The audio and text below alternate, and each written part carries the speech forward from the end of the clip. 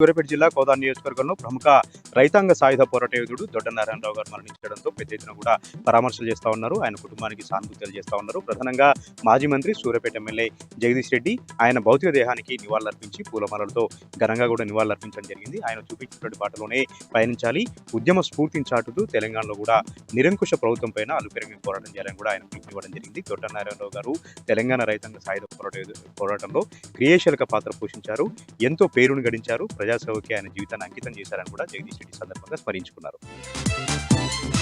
సూర్యాపేట జిల్లా సంబంధించినటువంటి మరొక వార్త. సూర్యాపేట జిల్లా తుంగతుర్తి నియోజకవర్గం తిరుమలగిరిలో మీడియాతో మాట్లాడారు మాజీ ఎమ్మెల్యే డాక్టర్ గాదర్ కిషోర్ కుమార్.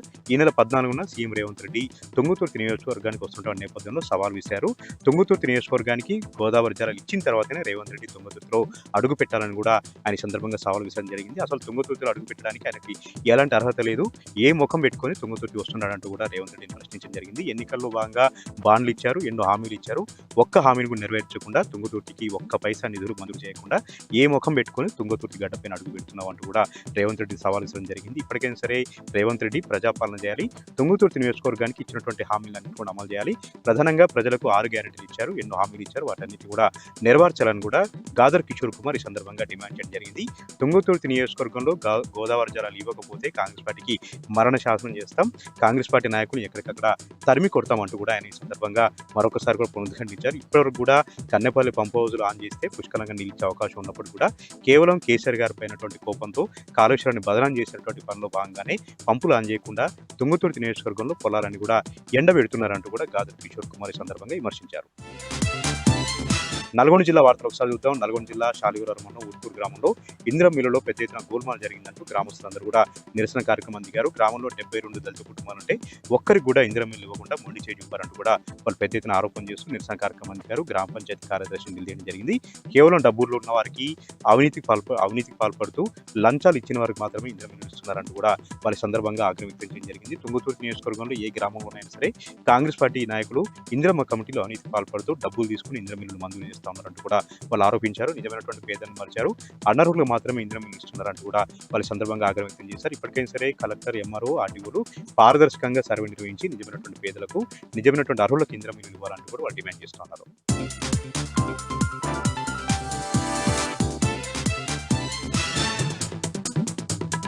పెద్దపల్లి జిల్లాకు సంబంధించి ఈరోజు ప్రధాన వార్తలు చూసుకున్నట్లయితే పెద్దపల్లి జిల్లా గోదావరికని ప్రెస్ క్లబ్లో బీఆర్ఎస్ పార్టీ జిల్లా అధ్యక్షుడు రామగుండం మాజీ ఎమ్మెల్యే కోరకంటి చందర్ మీడియా సమావేశం నిర్వహించారు. ఈ సందర్భంగా ఆయన మాట్లాడుతూ మోసానికి, న్యాయవంచనకు care of address Congress party అంటూ కూడా ఆయన వ్యాఖ్యానించారు. అంతేకాకుండా బీసీలను రిజర్వేషన్ అంటూ కూడా మరొకసారి కాంగ్రెస్ పార్టీ మోసం చేసిందంటూ కూడా ఆరోపించారు. 20 నెలల పాటు డిక్లరేషన్ పేరిటనే 20 నెలలు కాలం గడిపినటువంటి కాంగ్రెస్ పార్టీ మళ్ళీ బీసీలను మోసం చేస్తుంది. కేవలం స్థానిక సంస్థల ఎన్నికల్లో లబ్ధి పొందడానికి మాత్రమే ఇలాంటి కుట్రపూరితంగా వ్యవహరిస్తుంది కాంగ్రెస్ పార్టీ అంటూ కూడా తీవ్రంగా ఆరోపించారు. కాంగ్రెస్ పార్టీ అధికారంలో రాకముందుకు ఎన్నికల సమయంలో ఇచ్చినటువంటి ఏ ఒక్క హామీ కూడా ఇవ్వలేదు. మహిళలకు ఇచ్చినటువంటి హామీలు, వృద్ధులకు, విద్యార్థులకు, యువతకు ఇచ్చినటువంటి ఏ ఒక్క హామీ కూడా పూర్తి చేయలేదు. 6 గ్యారంటీలతో పాటుగా 420 హామీలు కూడా ఏ ఒక్కరు కూడా పూర్తి స్థాయిలో కూడా నెరవేర్చలేదు కాంగ్రెస్ పార్టీ అంటూ కూడా ఈ సందర్భంగా ఆయన దుయ్యబట్టారు. అంతేకాకుండా స్థానిక సంస్థల్లో కాంగ్రెస్ పార్టీకి ప్రజలే తగిన విధంగా బుద్ధి చెప్పాలంటూ కూడా ఈ సందర్భంగా ఆయన హెచ్చరించారు. అలాగే మరొక ప్రధాన వార్త చూసుకున్నట్లయితే పెద్దపల్లి జిల్లా సుల్తానాబాద్ ఆర్యవైశ్య సంఘం ఆధ్వర్యంలో మహిళలంతా కూడా గోరింటాకు సంబరం నిర్వహించారు. ఈ సందర్భంగా మహిళలు మాట్లాడుతూ ఆషాఢ మాసంలో గోరింటాకు పెట్టుకోవడం అనేది గత కొన్నేళ్ళకి కూడా ఆనవాయితీగా వస్తుందంటూ కూడా మహిళలు వెల్లడించడం జరిగింది. గోరింటాకు పెట్టుకుంటే చేతికి అందంతో పాటు అనేక విధంగా కూడా ఉపయోగపడుతుందంటూ కూడా వెల్లడించారు. యాంటీబయాటిక్గా కూడా గోరింటాకు పనిచేస్తుంది. గోరింటాకులో ఎన్నో ఔషధ గుణాలు ఉన్నాయంటూ కూడా మహిళలు వివరించడం జరిగింది. చేతికి నీళ్ళల్లో ఆషాఢ మాసంలో వచ్చేటువంటి చర్మ వ్యాధుల నుండి రక్షించుకోవడానికి కూడా గోరింటాకు ఎంతగానో ఉపయోగపడుతుందని కూడా వారు వివరించారు. ఈ తరం యువతకు, మహిళలకు గోరింటాకు యొక్క ప్రయోజనాలు కూడా తెలుసుకోవాల్సిన అవసరం ఉంది. కాబట్టి ప్రతి ఒక్కరు కూడా ఆ దిశగా చైతన్యవంతం చేయాలి యువతనంతా కూడా అంటూ కూడా మహిళలు ఈ సందర్భంగా వెల్లడించారు.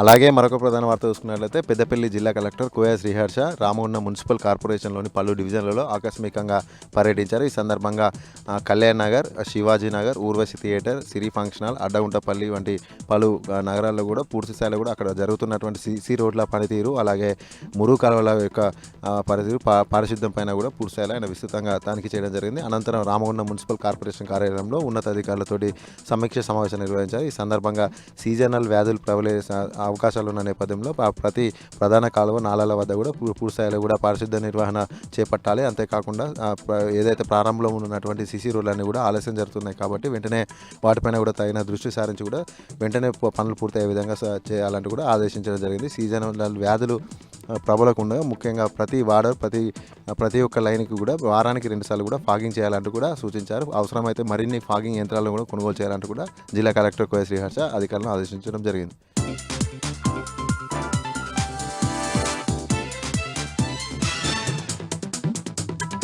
మంచిర్యాల జిల్లాలోని ప్రధాన వార్తలు కనుక వస్తే చెన్నూరు గోదావరి నదిలో ఇసుక రీచ్ను ఏర్పాటు చేయాలంటూ ట్రాక్టర్ ఓనర్ అసోసియేషన్ ఆధ్వర్యంలో 7వ రోజుకు రిలే నిరాహారదీక్షలు చేరుకున్నాయి. ఈ రిలే నిరాహారదీక్షకు బీఆర్ఎస్ నాయకులు సంఘీభావం తెలిపారు. బీఆర్ఎస్ నాయకులు మాట్లాడుతూ స్థానిక అవసరాల దృష్ట్యా మైనింగ్ శాఖ మంత్రిగా ఉన్న వివేక్ వెంటనే గోదావరి నదిలో ఇసుక రీచ్ను ఏర్పాటు చేయాలంటూ డిమాండ్ చేశారు. మంచిర్యాల జిల్లా జైపూర్ మండలం ఇందారం గ్రామంలో పోలీసులు కార్డన్ సెర్చ్ నిర్వహించారు.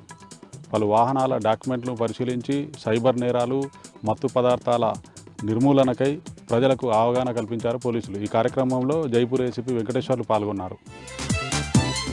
కుమ్రంభీం ఆసిఫాబాద్ జిల్లా ప్రధాన వార్తలు కనుక చూస్తే ఆసిఫాబాద్ నియోజకవర్గ కాంగ్రెస్ పార్టీలో మరోసారి గ్రూప్ తగాదాలు రచ్చకెక్కాయి. జిల్లా కేంద్రంలోని ప్రేమల గార్డెన్లో కాంగ్రెస్ పార్టీ సంస్థాగత సమావేశానికి ఉమ్మడి ఆదిలాబాద్ జిల్లా ఇన్ఛార్జ్ ఎంపీ అనిల్ కుమార్ యాదవ్తో పాటు ఎమ్మెల్సీ దండే విఠల్, పలువురు కాంగ్రెస్ నాయకులు హాజరయ్యారు. అయితే స్టేజ్ పైన ఏర్పాటు చేసిన ఫ్లెక్సీలో ఆసిఫాబాద్ నియోజకవర్గ Congress party incharge Shyam Nayak photo లేదంటూ అతని అనుచరులు ఆందోళన చేపట్టారు. డీసీసీ అధ్యక్షుడు విశ్వప్రసాదరావు కావాలనే శ్యామ్ నాయక్ ఫోటో లేకుండా చేస్తున్నాడంటూ అతని అనుచరులు ఆందోళనకు దిగారు. దీంతో సమావేశంలో గందరగోళం నెలకొంది. కుమ్రంభీం ఆసిఫాబాద్ జిల్లా కాగజ్ నగర్ మండలం బలగలలోని ప్రభుత్వ మైనార్టీ గురుకుల పాఠశాలను సందర్శించారు బీఆర్ఎస్ నాయకులు. పాఠశాల పక్కనే మున్సిపాలిటీ డంప్ యార్డ్ ఉండడంతో ఆ దుర్వాసనతో విద్యార్థులు తీవ్రంగా ఇబ్బందులు పడుతున్నారని, మున్సిపాలిటీ చెత్త వల్ల ఈగలు, దోమలు వ్యాప్తి చెంది విద్యార్థులు అనారోగ్యానికి గురవుతున్నారని, వెంటనే అధికారులు మున్సిపాలిటీ డంప్ యార్డ్ను అక్కడి నుంచి తరలించాలంటూ బీఆర్ఎస్ నాయకులు డిమాండ్ చేశారు.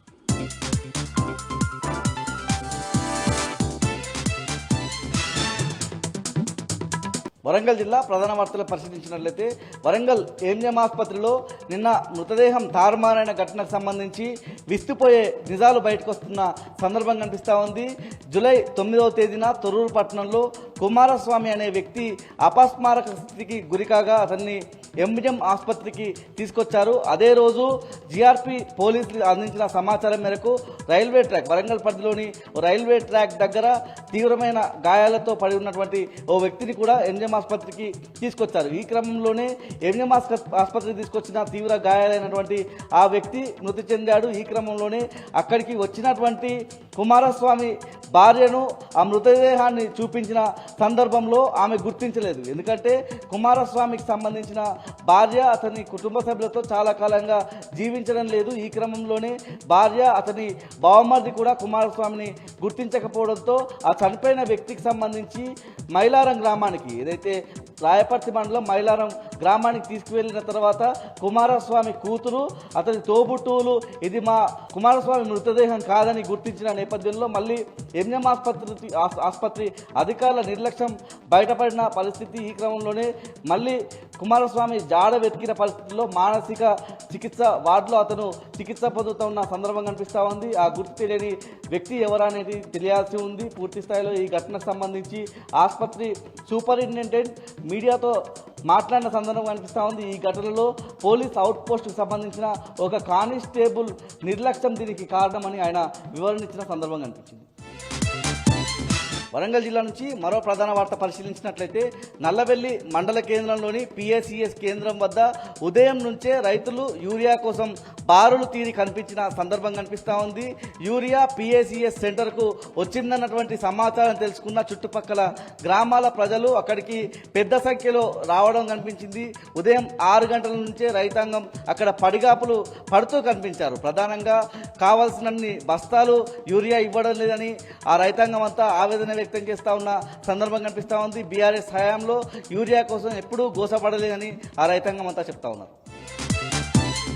జనగామ జిల్లా ప్రధాన వార్తలను పరిశీలించినట్లయితే జనగామ సిద్దిపేట జాతీయ రహదారి మీద రైతులంతా కూడా సాగునీటి కోసం ఆందోళన బాట పట్టిన సందర్భం కనిపిస్తూ ఉంది. బొమ్మకూరు రిజర్వాయర్ నుంచి వెంటనే నీటిని విడుదల చేయాలని రైతాంగం అంతా డిమాండ్ చేస్తున్న సందర్భం కనిపించింది. ప్రధానంగా బొమ్మకూరు రిజర్వాయర్లో నీళ్లున్నప్పటికీ సాగునీరు ఇవ్వడంలో రాష్ట్ర ప్రభుత్వం అక్కడ ఉన్నటువంటి అధికారులు నిర్లక్ష్యం వహిస్తున్నారని, అక్కడ ఉన్నటువంటి ఇరిగేషన్ శాఖ అధికారులను అడిగితే మేము నీళ్లు ఇవ్వమని అనేటువంటి ఒక నిర్లక్ష్యమైన సమాధానం ఇస్తా ఉన్నారని, మేము గేట్లు ఎత్తుకుంటామన్నటువంటి ప్రశ్నలు లేవనెత్తిన క్రమంలో మీరు ఒకవేళ గేట్లు కనుక తీస్తే మీ మీద పీడీ యాక్ట్ నమోదు చేస్తామని బెదిరిస్తున్నారని, వెంటనే సాగునీరుకు సంబంధించి ఏదైతే మా నాట్లన్నీ కూడా ఎండిపోతున్న క్రమంలో సాగునీరు వెంటనే అందించాలని అక్కడున్న రైతాంగం అయితే డిమాండ్ చేస్తూ ఉన్నారు. ఈ ఆందోళన కారణంగా అక్కడ భారీ ఎత్తున ట్రాఫిక్ జామ్ ఎదురైంది.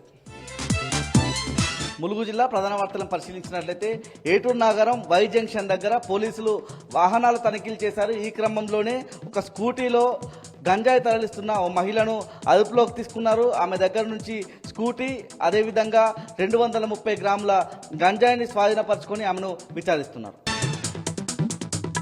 ఆదిలాబాద్ జిల్లా వార్తల విషయానికి వస్తే జిల్లాకు చెందిన కళాకారులు సినిమా రంగంలో మరింత రాణించాలని బీఆర్ఎస్ పార్టీ జిల్లా అధ్యక్షుడు మాజీ మంత్రి జోగురామన్న ఆకాంక్షించారు. జిల్లా కేంద్రంలోని టీటీడీ కళ్యాణ మండపంలో స్థానిక కళాకారులు రూపొందించిన దారుణం చిత్రానికి సంబంధించిన ప్రివ్యూను కళాకారులతో కలిసి తిలకించారు. ఈ సందర్భంగా జోగురామన్న మాట్లాడుతూ ఇప్పటికే చలనచిత్ర రంగంలో ఆదిలాబాద్ జిల్లాకు చెందిన కళాకారులు ఎంతోమంది రాణించారని, మరింత మంది చలనచిత్ర రంగంలో రాణించాలని జోగురామన్న ఆకాంక్షించారు. దారుణం సినిమాను చూసి ప్రజలు స్థానిక కళాకారులను ప్రోత్సహించాలన్నారు. స్థానిక కళాకారులను ప్రోత్సహించేందుకు తన వంతు కృషి చేస్తారని ఈ సందర్భంగా పేర్కొన్నారు. ఇక నిర్మల్ జిల్లా వార్తల విషయానికి వస్తే నిర్మల్ జిల్లాలోని ఖానాపూర్ నియోజకవర్గ కేంద్రంలో ఈరోజు ఖానాపూర్ నియోజకవర్గం ఇన్ఛార్జి బుక్యా జాన్సన్ నాయక్ ఏర్పాటు చేసిన mega job Mela grand success అయింది. నియోజకవర్గ కేంద్రంలోని ఏఎంకే ఫంక్షన్ హాల్లో ఏర్పాటు చేసిన ఈ మెగా జాబ్ మేళాకు పెద్ద ఎత్తున నిరుద్యోగ యువతీ యువకులు తరలివచ్చారు. దాదాపు 5,000కు పైగా అభ్యర్థులు తరలివచ్చి ఈ జాబ్ మేళాలో పాల్గొన్నారు. ఈ జాబ్ మేళా ప్రారంభోత్సవానికి బుక్యా జాన్సన్ నాయక్తో పాటు బోత్ ఎమ్మెల్యే అనిల్ జాదవ్ అలాగే ఆసిఫాబాద్ ఎమ్మెల్యే కోవలక్ష్మి హాజరయ్యారు. ఈ సందర్భంగా ఎమ్మెల్యేలు మాట్లాడుతూ ఖానాపూర్ నియోజకవర్గంలో బుక్యా జాన్సన్ నాయక్ నిరుద్యోగ యువతీ యువకులకు ఉపాధి ఉద్యోగ అవకాశాలు కల్పించేందుకు ఏర్పాటు చేసిన ఈ జాబ్ మేళాను వినియోగించుకోవాలని కోరారు. అలాగే జాన్సన్ నాయక్ స్థానికంగా గ్రామీణ యువతీ యువకులకు జాబ్ మేళా నిర్వహించడం ఎంతో అభినందనీయమని జాన్సన్ నాయక్ను అభినందించారు. ఇక మరో వార్త విషయానికి వస్తే కుబీర్ మండలం బాకోట గ్రామస్తులు శ్మశాన వాటిక కోసము ఆందోళన చేపట్టారు. గత ఎన్నో రోజులుగా శ్మశాన వాటికకు అనువైన స్థలాన్ని కేటాయించాలని అధికారులకు ఎన్నిసార్లు విజ్ఞప్తి చేసినా అధికారులు పట్టించుకోకపోవడంతో ఈరోజు ధర్నా రాస్తారోకో చేపట్టారు. దాదాపు 2 గంటల పాటు ఈ ధర్నా రాస్తారోకో కొనసాగింది. ఇప్పటికైనా ప్రభుత్వము అలాగే అధికారులు వెంటనే స్పందించి తమ గ్రామానికి అవసరమైన శ్మశాన వాటికను ఏర్పాటు చేయాలని, చనిపోయిన వారిని అంత్యక్రియలు చేయడానికి ఎన్నో ఇబ్బందులు ఎదుర్కొంటున్నామని గ్రామ శివారులో ఉన్న శ్మశాన వాటికను వాడుకునేందుకు ప్రయత్నించగా పక్క ఉన్న గ్రామస్తులు అభ్యంతరం వ్యక్తం చేస్తున్నారని, దీంతో తమ గ్రామానికి శ్మశాన వాటిక లేకుండా పోయిందని ఇప్పటికైనా అధికారులు స్పందించి వెంటనే తగిన స్థలాన్ని కేటాయించాలని ఈ సందర్భంగా గ్రామస్తులు డిమాండ్ చేశారు.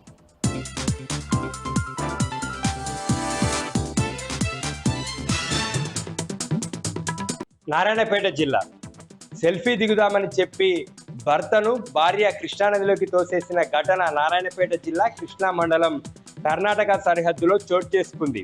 కర్ణాటకకు చెందిన తాతప్పను అతని భార్య కృష్ణానది బ్రిడ్జిపై సెల్ఫీ దిగుతుండగా నదిలోకి తోసేసింది. కొంత దూరం నదిలో కొట్టుకుపోయిన తాతప్పను గమనించిన స్థానికులు తాడు సహాయంతో బయటికి సురక్షితంగా లాగారు. అయితే మద్యం మత్తులోనే భర్త నదిలో పడిపోయాడని భార్య చెప్తుండగా ప్రాణాలు తీయాలనే ఉద్దేశంతో నదిలోకి తోసేసిందని భర్త ఆరోపిస్తున్నాడు. జోగులాంబ గద్వాల జిల్లా ఐజ మున్సిపాలిటీ పుల్కల్ రోడ్లోని జయలక్ష్మి ఏజెన్సీస్లో భారీ చోరీ జరిగింది. 50 లక్షల రూపాయల విలువ చేసే సిగరెట్లను ఎత్తుకెళ్లారు దొంగలు. తెల్లవారుజామున 3 గంటల సమయంలో నలుగురు కలిసి దొంగతనం చేసినట్లుగా సీసీ కెమెరాల్లో దృశ్యాలు రికార్డయ్యాయి. ఏజెన్సీ ఓనర్ వినయ్ కుమార్ పోలీసులకు సమాచారం ఇవ్వడంతో కేసు నమోదు చేసుకుని పోలీసులు దర్యాప్తు చేస్తున్నారు.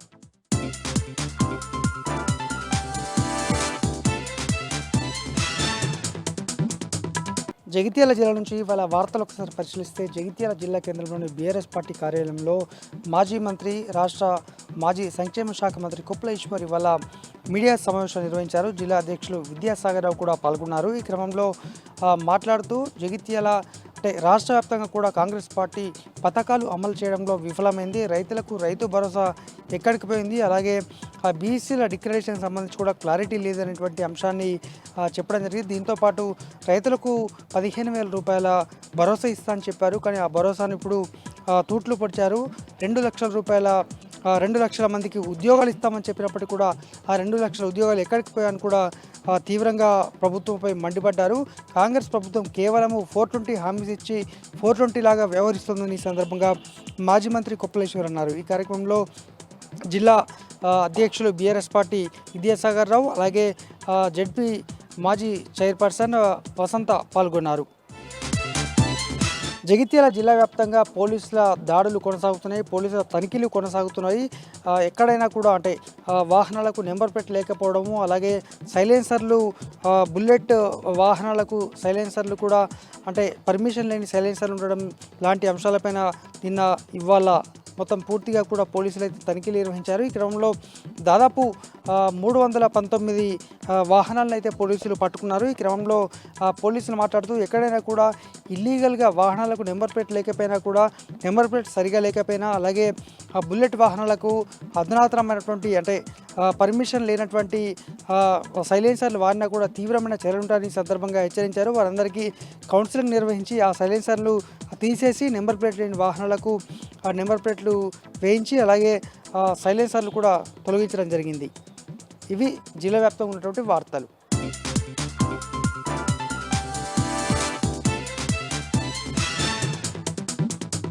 ఇక ఈరోజు నాగర్ కర్నూలు జిల్లా ప్రధాన వార్తలు చూసినట్టయితే అబద్ధాల హామీలతో గద్దెనెక్కినటువంటి కాంగ్రెస్ ప్రభుత్వం అన్ని వర్గాల ప్రజలను అన్ని విధాలా మోసం చేసిందని చెప్పేసి మాజీ ఎమ్మెల్యే జైపాల్ యాదవ్ కాంగ్రెస్ ప్రభుత్వంపై మండిపడ్డారు. నాగర్ కర్నూలు జిల్లా కల్వకుర్తి పట్టణంలోని మాజీ ఎమ్మెల్యే జైపాల్ యాదవ్ స్వగృహంలో విలేకరుల సమావేశం ఏర్పాటు చేసి ఆయన ఈ సందర్భంగా మాట్లాడుతూ కాంగ్రెస్ ప్రభుత్వం వచ్చినప్పటి నుంచి కూడా అన్ని వర్గాల ప్రజలను మోసం చేస్తూ వస్తుందని చెప్పేసి ఇప్పుడు స్థానిక సంస్థల ఎన్నికలు ఉన్నందున మళ్ళీ లబ్ధి పొందేందుకు బీఆర్ఎస్ ప్రభుత్వంలో మంజూరైనటువంటి 100 పడకల ఆసుపత్రి మాజీ మంత్రి హరీష్ రావు చేతుల మీదుగా ఎంతో ఘనంగా శంకుస్థాపన చేశామని చెప్పేసి ఆ చేసినటువంటి శంకుస్థాపనకే మంత్రులు సిగ్గుచరం లేకుండా మళ్ళీ శంకుస్థాపన చేయడం ఏంటని చెప్పేసి ఇదంతా చూసి ప్రజలు నవ్వుకుంటున్నారని చెప్పేసి కూడా ఆయన మంత్రులపై కాంగ్రెస్ ప్రభుత్వంపై మండిపడ్డటువంటి పరిస్థితి కనిపించింది. ఇచ్చిన హామీలన్నింటినీ కూడా కాంగ్రెస్ నాయకులు కాంగ్రెస్ ప్రభుత్వం తుంగలో తొక్కి మళ్ళీ స్థానిక సంస్థలు ఉన్నందున కొత్త నాటకాలు ఆడడానికి మళ్ళీ ప్రజల్లోకి వస్తున్నారని చెప్పేసి ప్రజలన్నీ కూడా గమనిస్తున్నారని చెప్పేసి పాలమూరు రంగారెడ్డి ప్రాజెక్టుకు మాజీ కేంద్ర మంత్రి జైపాల్ రెడ్డి పేరు పెట్టడం సంతోషం, కానీ ఆయన పేరు సార్థకం చేయకుండా పాలమూరు రంగారెడ్డి ప్రాజెక్టుకు 18 నెలలు అయినప్పటికీ ఇప్పటికీ ఎలాంటి నిధులు కేటాయించకపోవడం, దాని పనులు ఎలాంటివి కూడా పూర్తి చేయకపోవడం కాంగ్రెస్ ప్రభుత్వం చేతకాని పనితనానికి నిదర్శనం అని చెప్పేసి కూడా ఆయన ఎద్దేవా చేసినటువంటి పరిస్థితి కనిపించింది. ఏదేమైనప్పటికీ ఎన్ని నాటకాలు ఆడినప్పటికీ చేసిన శంకుస్థాపనలు మళ్ళీ చేసినప్పటికీ రాబోయే రోజుల్లో రాబోయే స్థానిక సంస్థల ఎన్నికల్లో కాంగ్రెస్ ప్రభుత్వం పైన ప్రజల వ్యతిరేకత ఎంత ఉందో చవిచూడక తప్పదని చెప్పేసి బీఆర్ఎస్ ప్రభుత్వంలో చేసిన అభివృద్ధిని ప్రజలు ఇప్పటికీ కీర్తిస్తున్నారని చెప్పేసి 18 నెలలుగా కాంగ్రెస్ ప్రభుత్వం వచ్చాక ప్రజలు ఎంత ఇబ్బందులు పడతా ఉన్నారో ఇప్పటికీ తెలిసిపోయిందని చెప్పేసి మేమంతా కూడా కాంగ్రెస్ ఆడినటువంటి అబద్ధాలను చేస్తున్నటువంటి నిరంకుశ పాలనను ప్రజల్లోకి తీసుకెళ్లి రాబోయే స్థానిక సంస్థల ఎన్నికల్లో తప్పనిసరిగా బీఆర్ఎస్ గులాబీ జెండా ఎగిరేందుకు ప్రతి ఒక్కరు కూడా కృషి చేస్తామని చెప్పేసి కూడా మాజీ ఎమ్మెల్యే జైపాల్ యాదవ్ చెప్పినటువంటి పరిస్థితి కనిపించింది. ఈ మీడియా సమావేశంలో పలువురు మాజీ ప్రజాప్రతినిధులతో పాటు బీఆర్ఎస్ నేతలు పాల్గొన్నారు. మరొక వార్త చూసినట్టయితే శ్రీశైలం ప్రాజెక్టులు గేట్లు తెరిచారన్న సమాచారం మేరకు ఈరోజు రేపు శనివారం ఆదివారం వారాంతం సెలవులు ఉండడంతో శ్రీశైలం ప్రాజెక్టు వద్దకు వెళ్ళడానికి పర్యాటకుల సంఖ్య భారీగా పెరిగిందని చెప్పవచ్చు. ఇటు హైదరాబాద్ నుంచి కాకుండా తెలంగాణ నలుమూలల నుంచి కూడా భారీ వాహనాలు నల్లమల ప్రాంతం గుండా ప్రయాణం చేస్తూ ప్రాజెక్టు వద్దకు చేరుకుంటున్నారు. అటు ఏపీ నుంచి కూడా భారీ సంఖ్యలో వివిధ రాష్ట్రాల నుంచి కూడా ప్రాజెక్టు వద్దకు చేరుకోవడంతో మొత్తం కూడా ట్రాఫిక్ జామ్ అవుతా ఉంది. ఇటు శ్రీశైలం, హైదరాబాద్ నుంచి శ్రీశైలం వెళ్ళేటువంటి పర్యాటకులకు దోమలపేట నుంచి సున్నిపేట వరకు కూడా కిలోమీటర్ల మేర ట్రాఫిక్ జామ్ కావడంతో అటు పర్యాటకులు, ప్రయాణికులు ఎంతో ఇబ్బందులు పడుతున్నటువంటి పరిస్థితి కనిపించింది. అటు ట్రాఫిక్ సంబంధించినటువంటి పోలీసులు కావచ్చు, ఇటు అటవీ శాఖకు సంబంధించినటువంటి ట్రాఫిక్ క్లియర్ చేయడానికి అనేక ఇబ్బందులు పడుతున్నామని చెప్పేసి వారాంతపు సెలవులు ఉండడంతో భారీగా పర్యాటకులు తరలి రావడంతో ఇదంతా కూడా జరుగుతుందని చెప్పేసి ఏదేమైనప్పటికీ శ్రీశైలం ప్రాజెక్టుకు వచ్చేటువంటి పర్యాటకులు వారాంతపు సెలవులు కాకుండా మిగతా రోజుల్లో వచ్చేందుకు ఏర్పాట్లు చేసుకోవాలని చెప్పేసి కూడా అధికారులు సూచిస్తున్నటువంటి పరిస్థితి కనిపించింది. మరొక వార్త చూసినట్టయితే నాగర్ కర్నూలు జిల్లా కల్వకుర్తిలోని గెస్ట్ హౌస్లో ఈరోజు బీసీ రాజ్యాధికార సమితి ఆధ్వర్యంలో రౌండ్ టేబుల్ సమావేశం జరిగింది. ఈ రౌండ్ టేబుల్ సమావేశానికి బీసీ రాజ్యాధికార సమితి వ్యవస్థాపక అధ్యక్షుడు దాసు సురేష్ తో పాటు పలువురు నేతలు కూడా పాల్గొన్నటువంటి పరిస్థితి కనిపించింది. ఈ సందర్భంగా వారు అంతా కూడా రౌండ్ టేబుల్ సమావేశంలో మాట్లాడుతూ బీసీలకు 42% రిజర్వేషన్ కేవలం హామీలకే పరిమితం కాకుండా కాంగ్రెస్ ప్రభుత్వం అమలు చేసేందుకు కృషి చేయాలని చెప్పేసి ఎన్నోసార్లు ఢిల్లీ వెళ్తున్నటువంటి సీఎం రేవంత్ రెడ్డి ప్రధానమంత్రి నరేంద్ర మోడీని ఒప్పించి చట్టబద్ధమైనటువంటి అమలును చేసే విధంగా, రాజ్యాంగబద్ధంగా 42% అమలు అయ్యే విధంగా కృషి చేయాలని చెప్పేసి 42% రిజర్వేషన్ అమల్లోకి రావడానికి ఇంత కృషి జరుగుతుందంటే ఇదంతా కూడా బీసీల ఐక్యతతోనే జరుగుతుందని చెప్పేసి కూడా వాళ్ళు తేల్చి చెప్పినటువంటి పరిస్థితి కనిపించింది. ఏదేమైనప్పటికీ రాబోయే స్థానిక సంస్థల ఎన్నికల్లో 1,00,000 స్థానాల్లో బీసీలు రాజ్యాధికారం సాధించే దిశగా కృషి చేయాలని చెప్పేసి కూడా వాళ్ళు పిలుపునిచ్చినటువంటి పరిస్థితి కనిపించింది. ఈ కార్యక్రమంలో పలువురు కల్వకుర్తికి సంబంధించినటువంటి బీసీ నేతలతో పాటు చాలా మంది బీసీ నాయకులు పాల్గొన్నటువంటి పరిస్థితి కనిపించింది.